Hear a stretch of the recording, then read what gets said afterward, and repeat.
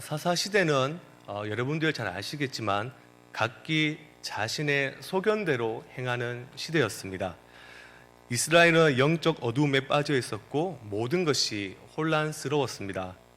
참으로 안타까운 것은 이스라엘 백성들을 대표하는 제사장마저도 타락했던 그러한 시대였습니다. 본문에 보시면 3절에 엘리라는 제사장이 등장합니다.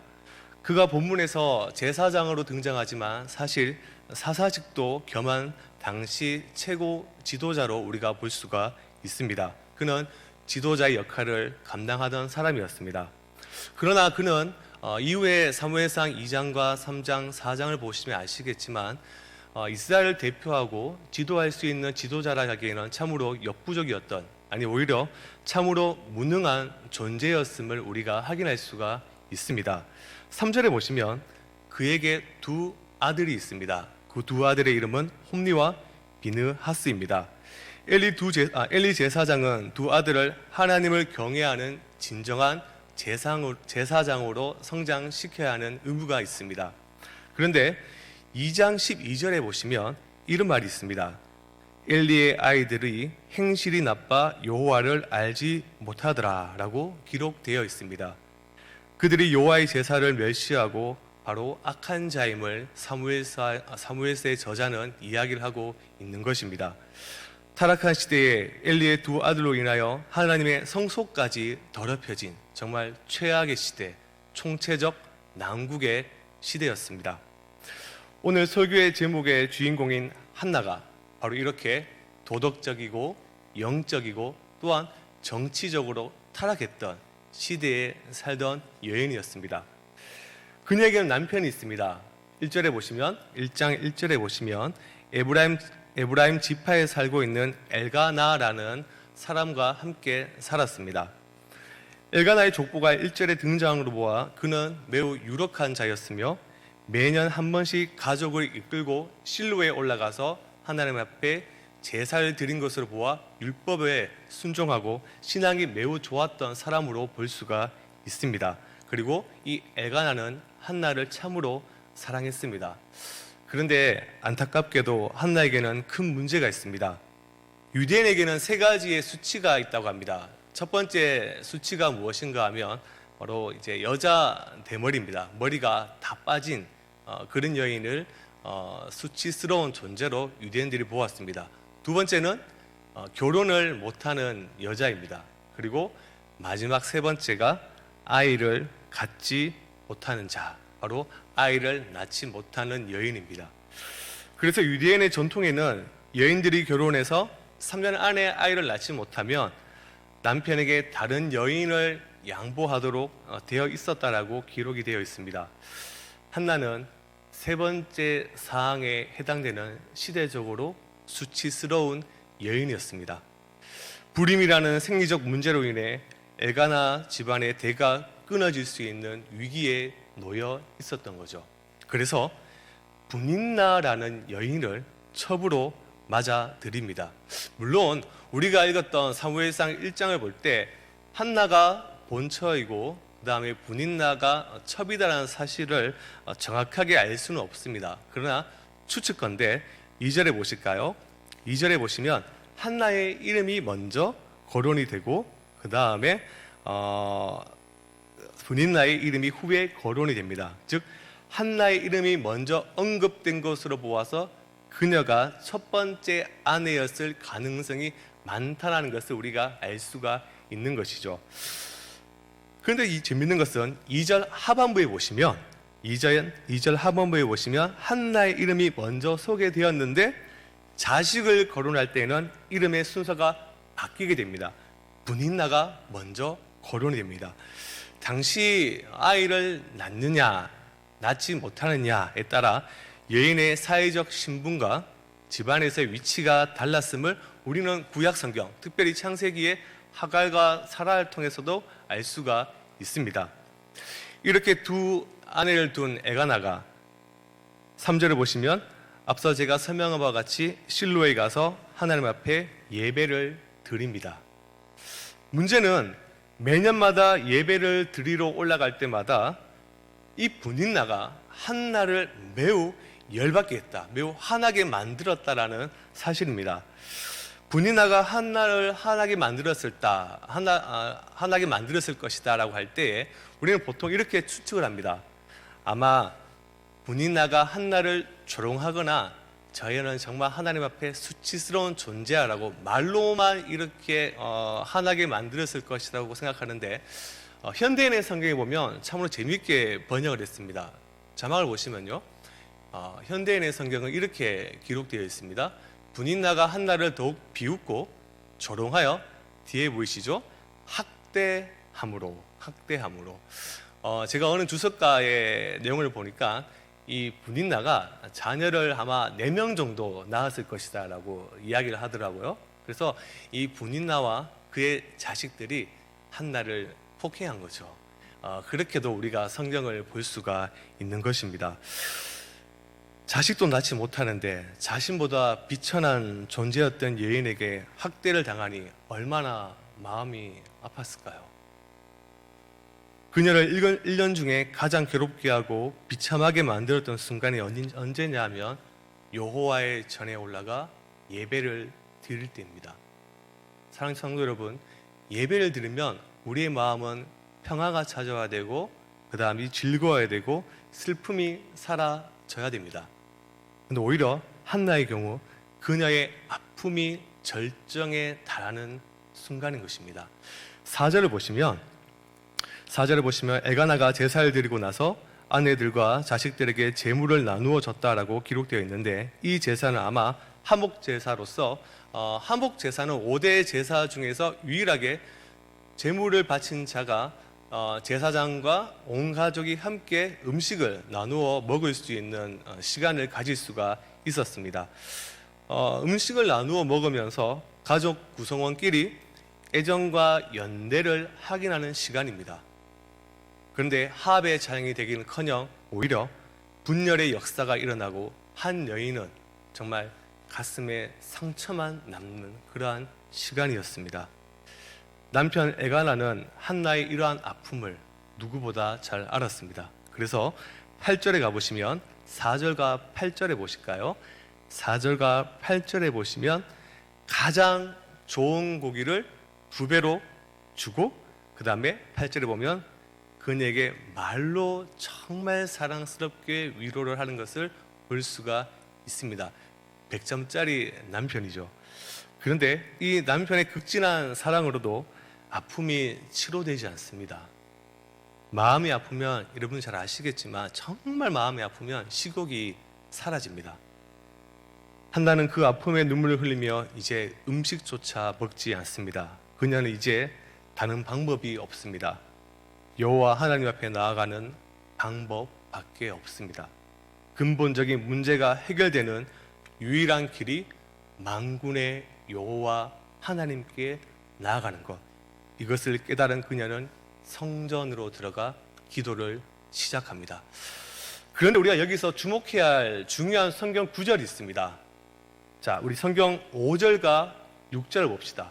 5절과 6절을 보시면 여호와께서 그에게 임신을 못하게 하시니, 5절과 6절에 보시면 여호와 하나님께로부터 시작된 일임을 우리는 확인을 할 수가 있습니다.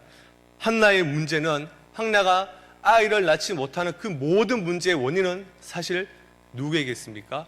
여호와 하나님 앞에 있는 것입니다. 분인나가 한나를 괴롭힐 때마다 분명히 이러한 독설을 날렸을 것입니다. 생명의 주관자이신 하나님께서 너의 태를 닫으셨다. 한나를 향해 너는 하나님 빼 저주받은 여자야 라고 이야기를 한 것이죠. 이러한 이야기를 들었을 때 한나의 마음은 정말 깊은 절망을 느꼈을 것입니다. 그런데 실제적으로 하나님께서 한나의 자궁의 문을 닫으셨습니다. 실제적으로 하나님께서 한나로 하여금 임신하지 못하게 했다라는 사실입니다. 여러분, 한나의 이름이 무엇인지 아십니까? 한나.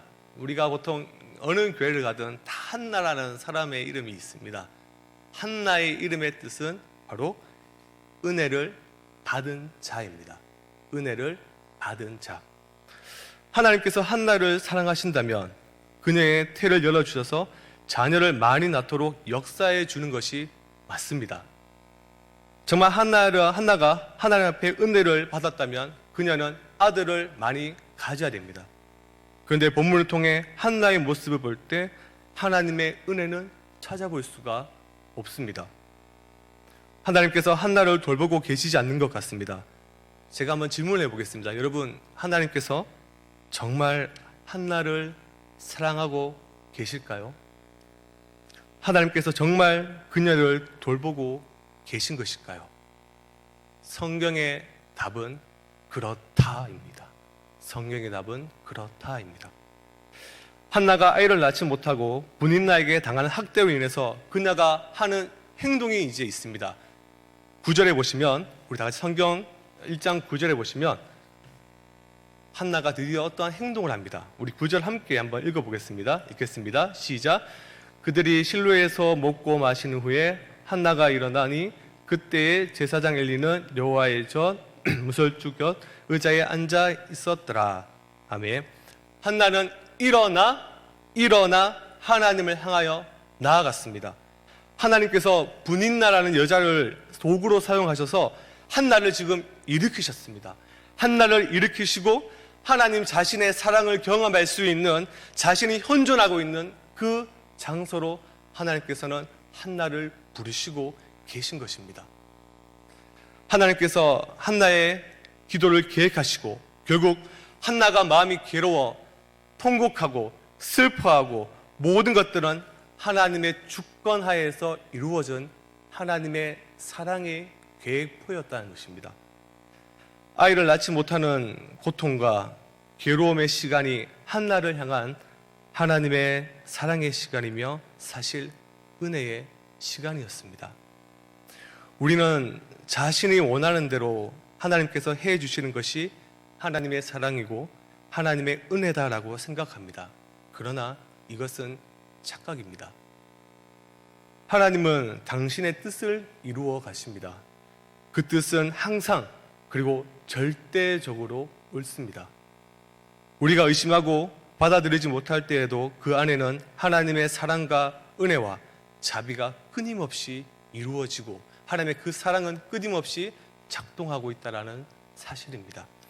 신약 성경에서 하나님의 이러한 사랑에 대해서 이렇게 말합니다. 우리 자막을 보시면 로마서 8장 28절입니다. 로마서 8장 28절 제가 읽어드리겠습니다. 우리가 알거니와 하나님을 사랑하는 자 곧 그의 뜻대로 부르심을 입은 자들에게는 모든 것이 합력하여 선을 이루니라. 아멘. 되게 많은 성도들이 이 말씀을 좋아합니다. 우리는 이 말씀을 너무나 많이 들었고 암송하는 분들도 계십니다. 하나님은 선하신 하나님이시고 하나님의 계획은 언제나 좋은 결과만 있을 것이다라고 생각합니다. 그러나 우리의 현실 속에는 아픔과 고통, 슬픈 일이 찾아올 때 하나님의 이 말씀이 전혀 와닿지가 않습니다. 한나의 이름과 같이 우리도 하나님의 은혜를 입은 하나님의 자녀인데 어찌 고난과 슬픔을 우리가 맞이할 수 있는가, 이러한 생각을 할 때가 참으로 많습니다. 신앙에 대한 의심과 회의감에 빠질 때가 참으로 많다라는 것이죠. 제가 참으로 좋아하는 형제 한 분과 자매 한 분이 계십니다.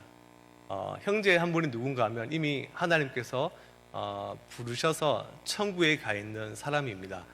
그분이 누군가 하면 그림을 보시면 안수현 박사라고, 의사라고 해서 굉장히 유명한 분이에요. 참 제가 청년 때 저분의 글을 읽고 많은 은혜를 받았습니다. 여러분들도 한번 시간이 되시면 읽어보시면 좋습니다. 그리고 제가 참 좋아하는 자매분이 한 분 계십니다. 아마 너무 잘 알고 있는 분일 건데요. 사진을 띄워주시면 네, 잘 아시죠? 이지선 자매입니다. 아마 여러 성도님들이 이 간증을 다 한 번쯤은 들어봤을 것입니다.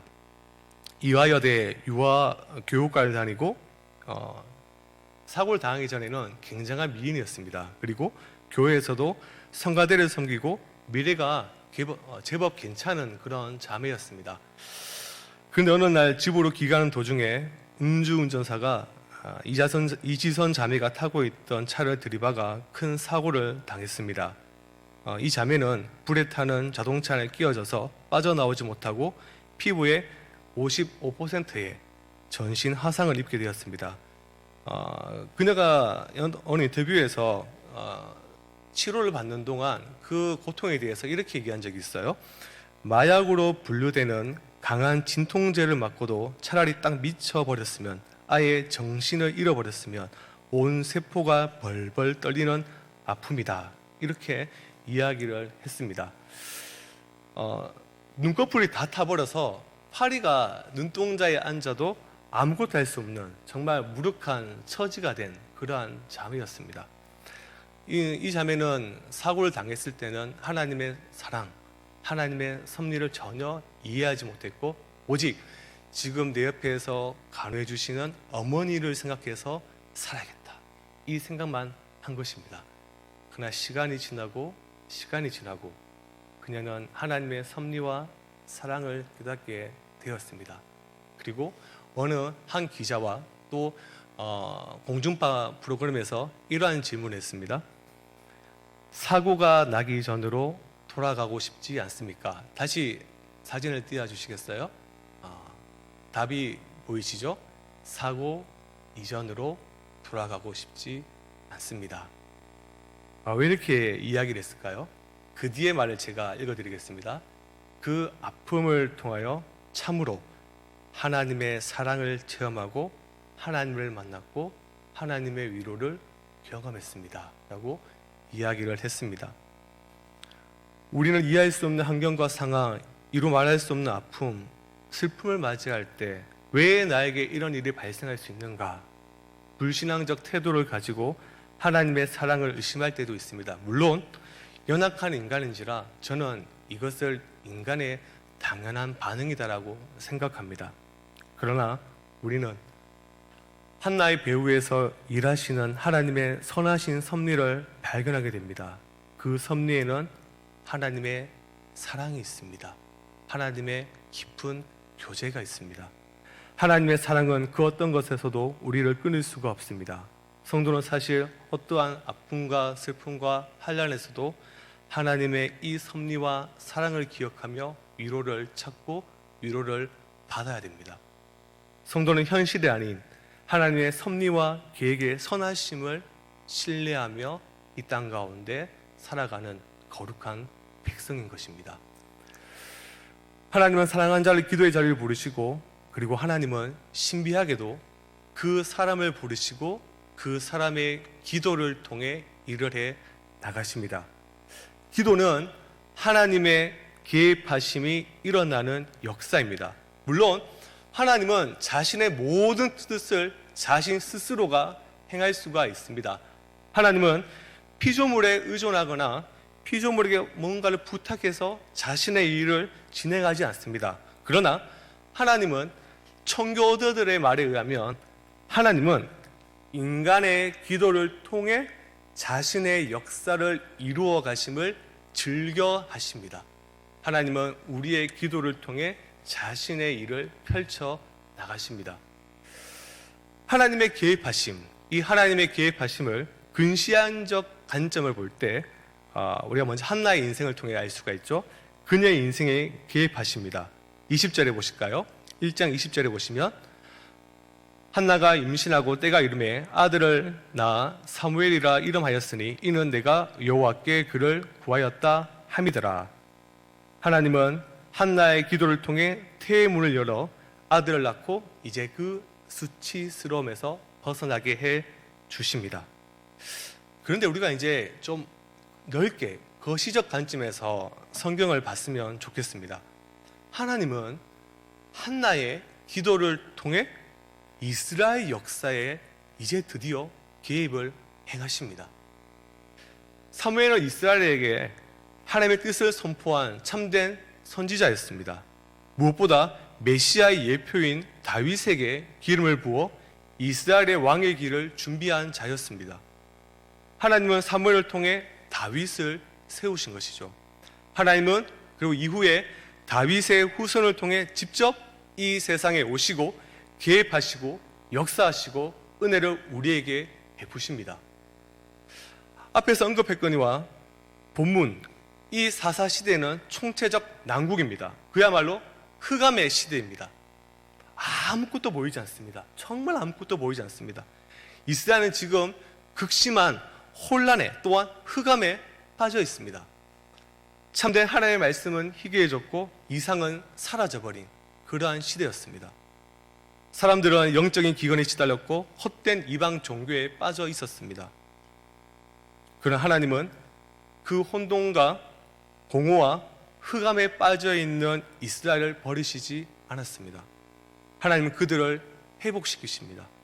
그들에게 왕을 허락하셔서 하나님을 경외하는 것과 율법에 순종하도록 그 일을 행하셨습니다.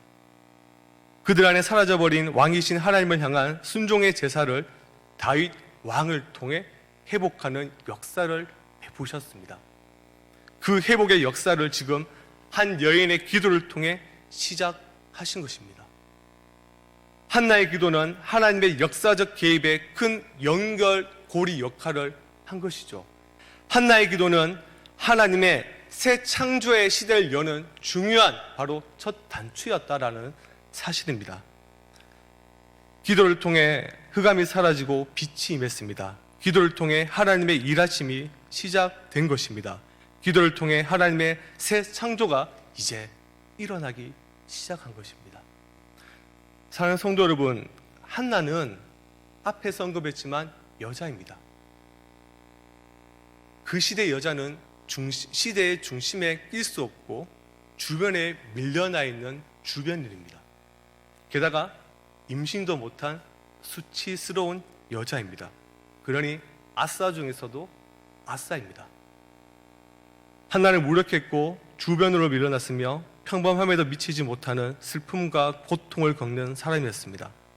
주변 사람들은 한나를 볼 때마다 하나님의 사랑을 받지 못한 저 불쌍한 여자라고 손가락질하고 그리고 쳐다보았을 것입니다. 그런데 하나님은 그 한나를 통해 자신의 일을 행하십니다. 하나님의 일하심은 역설적입니다. 약한 자의 기도를 통해 하나님은 자신의 역사, 구원의 경륜을 펼쳐 나가고 있는 것입니다. 자, 그러면 우리는 당연히 기도를 해야 되겠죠. 그러나 마지막으로 우리는 한 가지 주의해서 볼 게 있습니다. 우리는 그러면 어떻게 기도를 해야 될까? 12절에 가보실까요? 1장 12절에 가봅시다. 성도는 하나님의 계획하심, 하나님의 역사하심을 사모하며 기도해야 되는데 12절, 2장 12절 함께 읽어보겠습니다. 시작. 그가 여호와 앞에 오래 기도하는 동안에 엘리가 그의 입을 중복한즉. 여호와 앞에서 기도하다, 여호와 앞에서 기도하다. 이 표현은 한나가 하나님의 임재에 완전히 사로잡혔음을 이야기합니다. 하나님의 임재에 완전히 사로잡힌 것. 그럼 본문에 보시면 한나가 지금 기도하는 장소는 제사장 엘리가 정확히 볼 수 있는 장소입니다. 그런데 한나는 엘리의 시선 따위는 신경 쓰지 않고 오직 하나님 앞에 기도를 하고 있습니다. 임재에 완전히 사로잡혀 깊은 기도의 상태에 들어간 것입니다. 우리 오늘날 많이 착각하는 게 뭔가 하면 깊은 임재의 기도라고 하면 뭔가 기도를 해서 입신하거나 환상을 보거나 새로운 것을 보는 것을 얘기하는데, 물론 그것도 깊은 기도라 볼 수 있죠. 왜냐하면 대충 기도한 사람 치고 그런 신비한 체험을 경험한 사람은 극히 드물기 때문입니다. 그러나 한나의 기도를 통하여 볼 수 있는 것은 하나님의 임재에 들어가는 깊은 영적 기도는 하나님만을 의식하는 기도입니다. 하나님만을 의식하는 기도입니다. 마치 골방에 들어가 하나님만 의식하는 것과 같습니다. 한나의 그녀의 심령 상태는 모든 것들, 외부의 모든 것을 다 차단했습니다. 모든 것을 다 단절했고 그의 시선은 오직 하나님 앞에만 있는 것입니다. 그리고 15절의 말씀을 봅시다. 15절의 말씀을 보시면 15절 하반절의 말씀입니다. 여호와 앞에 내 심정을 통한 것뿐이오니. 자신의 심정을 토하는 기도를 했다라고 기록되어 있습니다. 이를 히브리어 원문에 보면 자신의 영혼을 토하는, 즉 하나님께 모든 것을 쏟아내는 기도입니다.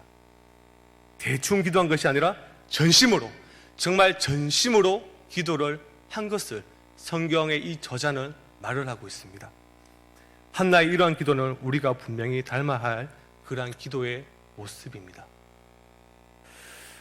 근데 우리의 영적 상태를 확인해 봅시다. 우리는 정말 한나와 같이 기도를 하고 있을까? 문명이 발달되고 세상의 변화가 급속하게 이루어지게 되므로 사람들이 기도할 때 너무나 급하게 기도하는 버릇이 있습니다. 깊은 영적인 기도가 없고 그저 형식적인 기도하는 경향이 굉장히 짙습니다. 기도를 한다고 하면서도 적당히 형식적으로 마지못해 할 때도 많은 것 같습니다. 중언부언할 때가 많고 그 다음에 말에 정신을 담지 않습니다. 이러한 기도의 모습을 사실 보여주는 자가 있습니다. 자, 성경에 보시면 바로 9절에 가볼까요? 1장 9절에 가봅시다. 1장 9절에 보면 한나 외에 한 사람이 등장합니다. 제가 읽어드릴게요. 그들이 실로에 먹고 마신 후에 한나가 일어나니 그때에 제사장 엘리는 여호와의 전 문설 주곁 의자에 앉아 있었더라. 지금 누가 나옵니까? 엘리가 등장합니다. 엘리는 지금 무엇을 하고 있습니까? 기도하고 있습니까? 앉아 있습니까? 그는 지금 앉아 있습니다. 기도하지 않고 앉아 있습니다. 이 단어는, 앉아라는 단어는 참 신기하게도 4장 13절에서도 발견하게 됩니다. 4장 13절 자막 한번 함께 보실까요? 4장 13절 제가 읽어드리겠습니다. 그가 이럴 때는 엘리가 길 옆 자기의 의자에 앉아 기다리며 그의 마음이 하나님의 계로 말미암아 떨리줌이라. 그 사람이 성읍에 들어오매 알림에 온 성읍이 부르짖는지라. 지금 4장의 배경은 이스라엘 백성과 블레셋이 싸우는, 전투하는 장면입니다. 국가 위기 상황입니다. 그때 제사장이 해야 할 일은 무엇입니까? 바로 기도하는 것입니다. 하나님 앞에 나아가서 기도하는 것입니다. 그런데 엘리는 기도하지 않습니다. 기도의 필요성을 느끼지 못한 엘리는 결국 성경 이후에 보면 의자의 뒤로 자빠져서 목이 부러져 죽고 맙니다. 우리의 모습이 한나인지 우리의 모습이 엘리인지 하나님의 말씀의 거울 앞에 우리 자신을 비추어 봐야 됩니다. 만약 우리가 엘리라면 우리는 정말 매우 심각한 상태에 있습니다. 기도하지 않는 것은 살아있으나 실상은 죽은 자와 같은 모습이기 때문입니다. 말씀을 마무리하겠습니다. 한나의 기도를 통해 등 뒤에서 사랑으로 역사하시는 하나님의 섭리를 온전히 믿으며 신자는 기도해야 합니다. 어떤 상황 속에서도 하나님 앞에 나아가 기도하는 자는 하나님의 일하심을 신뢰하는 자입니다. 그리고 기도는 하나님의 새 창조 역사가 일어나는 첫 단추임을 믿어야 합니다. 하나님의 일하심은 기도에서부터 시작됩니다. 코로나 시국의 모든 것이 흑암의 터널에 들어가 버렸습니다. 흑암의 시대의 성도는 무기력하게 앉아 있는 것이 아니라 기도의 자리에 나아가야 됩니다. 이제 그 흑암의 터널에 나올 시기가 되었습니다. 새로운 시대가 열리고 교회도 새 시대에 맞춰 뭔가를 준비를 해야 합니다. 학자들마다 여러 가지 의견들을 지금 제시하고 있습니다. 그 의견들을 신중하게 받아들여야 하지만 무엇보다 중요한 것은 교회가 기도하는 것입니다. 기도하는 교회를 통해 하나님은 새 시대에 구원의 경로를 이루어 가는데 분명히 사용하실 것입니다.